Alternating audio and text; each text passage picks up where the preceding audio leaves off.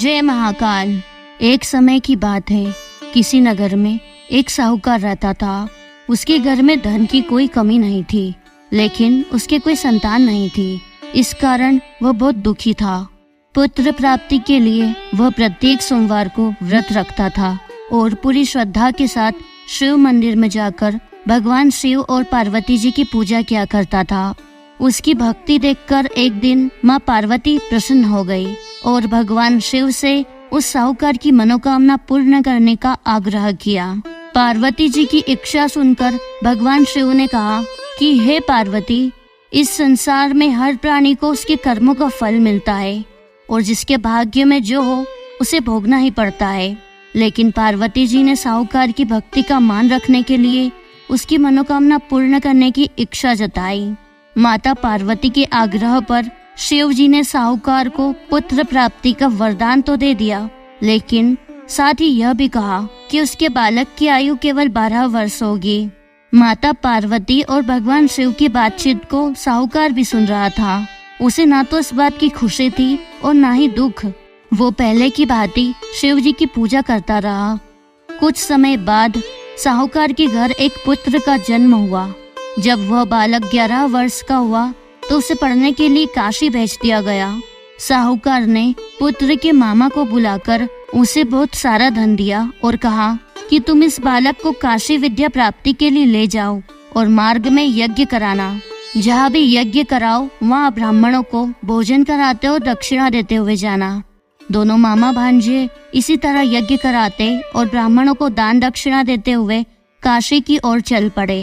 रात में एक नगर पड़ा जहाँ नगर के राजा की कन्या का विवाह था, लेकिन जिस राजकुमार से उसका विवाह होने वाला था वो एक आंख से काना था। राजकुमार के पिता ने अपने पुत्र की काना होने की बात को छुपाने के लिए एक चाल सोची। साहूकार के पुत्र को देखकर उसके मन में एक विचार आया। उसने सोचा क्यों न इस लड़के को दुल्हा बनाकर राजकुमारी से विवाह करा दूं। विवाह के बाद इसको धन देकर विदा कर दूंगा और राजकुमारी को अपने नगर ले जाऊंगा। लड़के को दूल्हे के वस्त्र पहनाकर राजकुमारी से विवाह कर दिया गया, लेकिन साहूकार का पुत्र ईमानदार था। उसे यह बात न्याय संगत नहीं लगी। उसने अवसर पाकर राजकुमारी की चुन्नी के पल्ले पर लिखा कि तुम्हारा विवाह तो मेरे साथ हुआ है, लेकिन जिस राजकुमार के संग तुम्हें भेजा जाएगा वो एक आंख से काना है। मैं तो काशी पढ़ने जा रहा हूँ। जब राजकुमारी ने चुन्नी पर लिखी बातें पढ़ी तो उसने अपने माता पिता को यह बात बताई।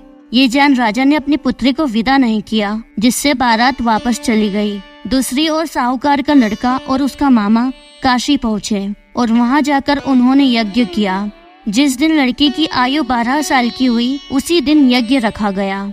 लड़के ने अपने मामा से कहा कि मेरी तबीयत कुछ ठीक नहीं है। मामा ने कहा कि तुम अंदर जाकर सो जाओ।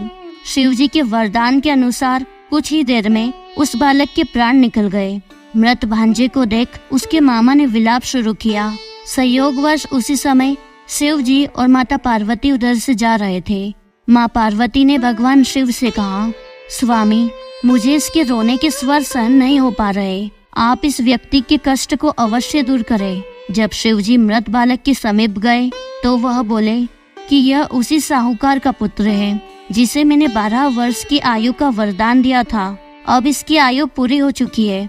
लेकिन मातृभाव से विभोर माता पार्वती जी ने कहा कि हे महादेव, आप इस बालक को और आयु देने की कृपा करें, अन्यथा इसके वियोग में इसके माता पिता भी तड़प तड़प कर मर जाएंगे।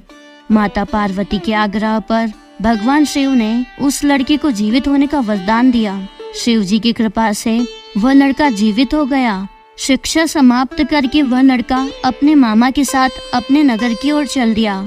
दोनों चलते हुए उसी नगर में पहुँचे जहाँ उसका विवाह हुआ था। उस नगर में भी उन्होंने यज्ञ का आयोजन किया। तभी उस लड़की के ससुर ने उसे पहचान लिया और महल में ले जाकर उसकी खातिरदारी की और अपनी पुत्री को विदा किया। इधर साहूकार और उसकी पत्नी भूखे प्यासे रहकर बेटे की प्रतीक्षा कर रहे थे। उन्होंने प्रण कर रखा था कि यदि उन्हें अपने बेटे की मृत्यु का समाचार मिला तो वह भी प्राण त्याग देंगे। परंतु अपने बेटे के जीवित होने का समाचार पाकर वह बेहद प्रसन्न हुए।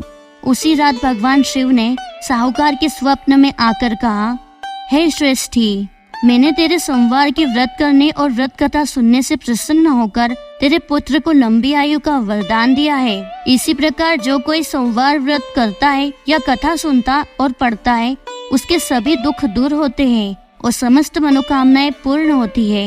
बोले जय शिव शंकर। इसी तरह के व्रत कथा वीडियोस देखने के लिए हमारे चैनल को सब्सक्राइब करें